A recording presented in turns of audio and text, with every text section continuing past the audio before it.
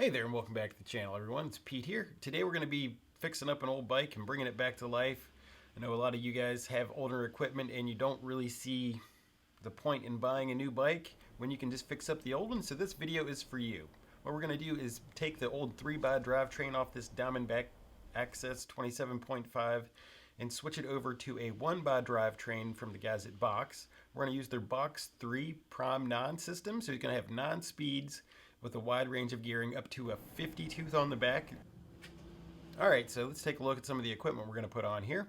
We've got the Box 9 drivetrain, shifter, derailleur, chain, and cassette are all included in this kit, so it's pretty nice that they include everything and you get this for a really good price. We're going to be using Avid brake levers on there, just trusted classic old brake levers. Can't go wrong with them. They're always going to work and do the job. We're also going to be using a race face 32 tooth chain ring with a 104 bolt pattern. That's one of the nice things about this particular job. It can get a little more costly to do these conversions if you don't have replaceable chain rings on your bike currently. Luckily, this old Diamondback Access does have replaceable chain rings. So now for the fun part, let's get this bike up on the stand and get to work.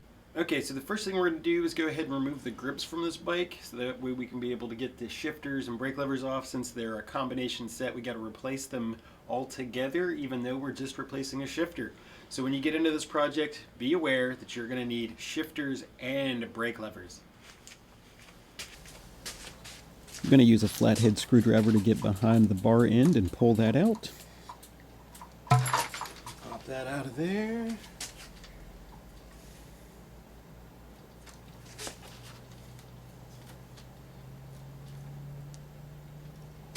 Pop that out of there. And the way I like to remove these is with a screwdriver and a little bit of isopropyl alcohol. You just get your screwdriver in there, give it a squirt, and that grip will come right off. Going to repeat the process on the other side. Just slide that up in there. Give it a squirt.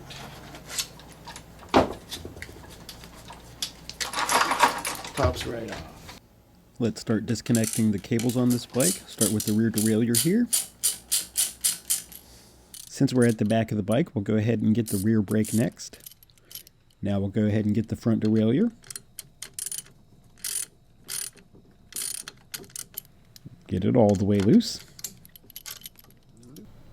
So that just leaves the front brake, and we'll go ahead and disconnect that cable now.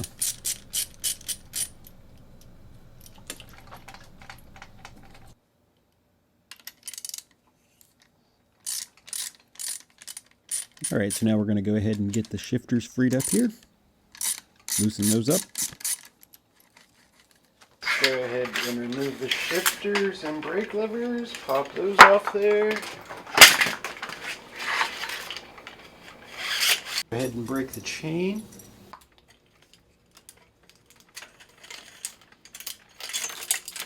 Now that we've got the chain off, we're going to go ahead and remove the rear derailleur. Get that out of the way.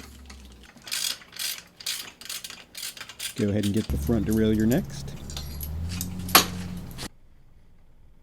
Using an 8mm Allen wrench, we're going to go ahead and break the crank arms free here. They should be pretty tight, so it's going to take a bit of force to get them free. Don't worry, when you have to do it, you're just going to have to push hard. It's best to use a squirt of WD-40 in your crank arm before trying to remove it. Make sure you get your crank arm puller fully inserted into the crank arm. You don't want to damage the puller threads on the crank arm. Then use a 15mm Allen wrench and pull that thing right off there. Now we're going to go ahead and drop the wheel out of the bike. Alright, so we're going to go ahead and remove these chain rings.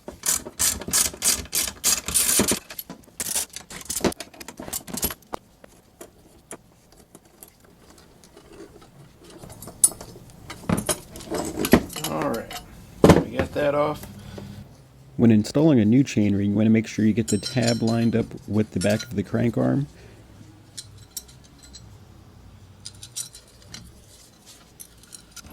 Alright, and now that we've got those tightened down, the first step in getting this bike back together is done. Using a chain whip, a cassette lock ring tool, and a large wrench, we're going to go ahead and loosen the cassette lock ring on the cassette. Go ahead and get that off there.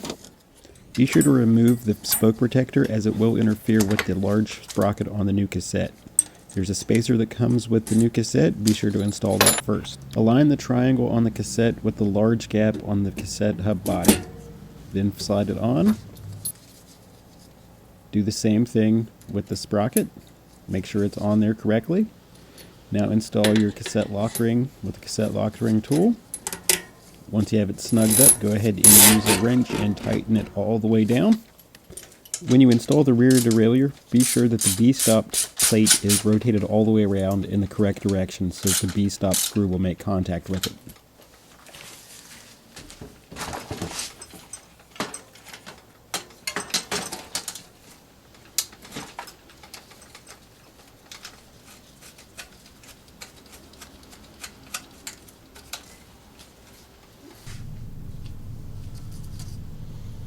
Using the high stop, I'm going to screw this in until this pulley here lines up directly underneath that one. And we're going to manually push it in and then turn the low stop screw in until it will stop it from going any further than directly beneath that one.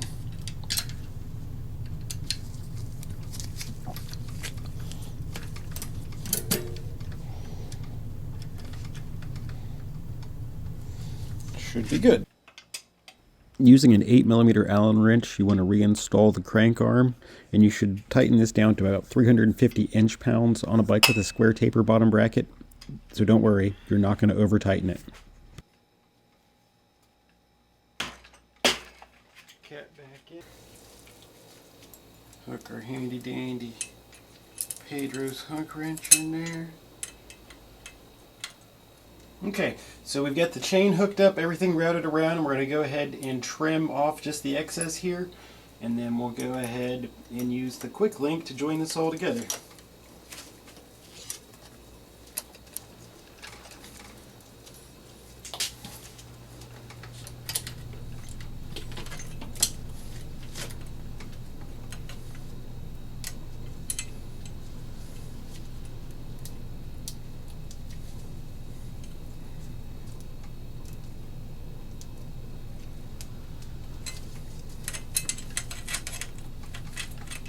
Once you have your quick link installed and all the kinks worked out of your drivetrain, rotate the chain around so that the quick link is just behind the front sprocket.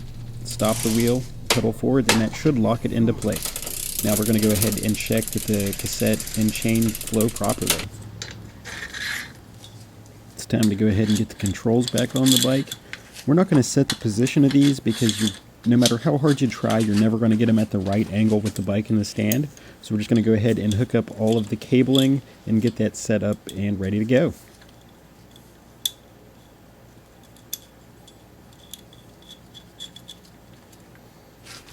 As always, I like to go ahead and put a little bit of lube in the cable housing to make sure these things are going to move freely and not seize up over time.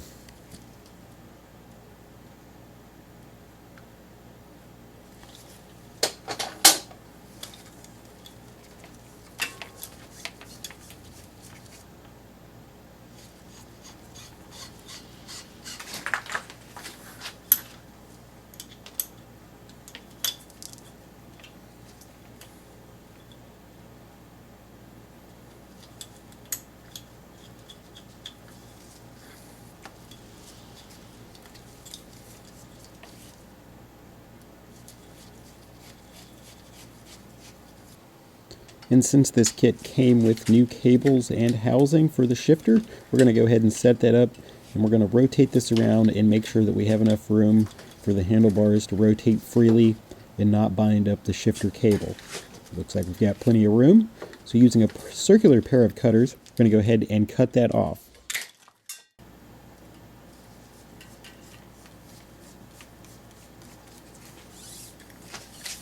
So let's go ahead and get this front derailleur cable routed.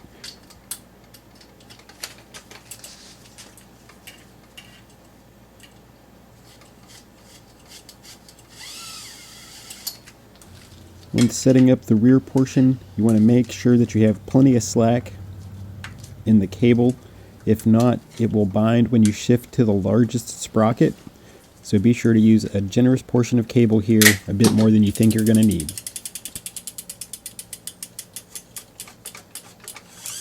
There is a little loop right here on the rear derailleur. When routing the cable through there, you want to make sure you go through that tiny little hole to keep the cable in place.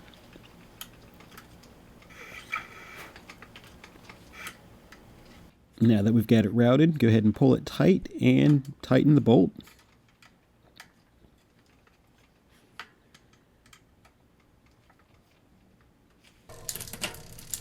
Check and see if it's shifting correctly.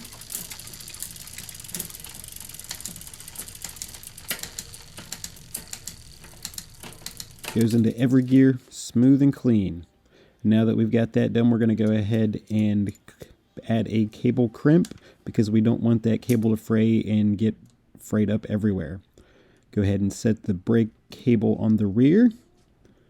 Check the tension of that. Looks good. Now we're going to go ahead and clip the cable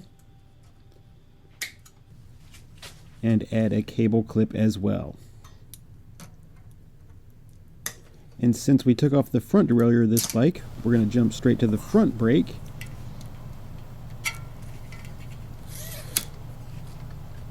Add a little bit of tension. Tighten the cable clamping bolt.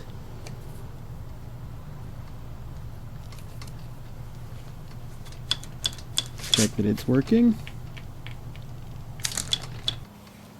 Brakes are all good, so we're going to trim the cable. Add a cable crimp. Since this bike doesn't have lock-on grips, we're going to use one of my favorite old school tips. Add a little bit of Vaseline to the grip and handlebar, and that's going to allow for them to slide on nice and easily. Once they sit for about 10 minutes, those grips are going to be pretty much glued on. This is not a joke. Vaseline is actually the best thing to put your handle grips on if you're not using lock-ons.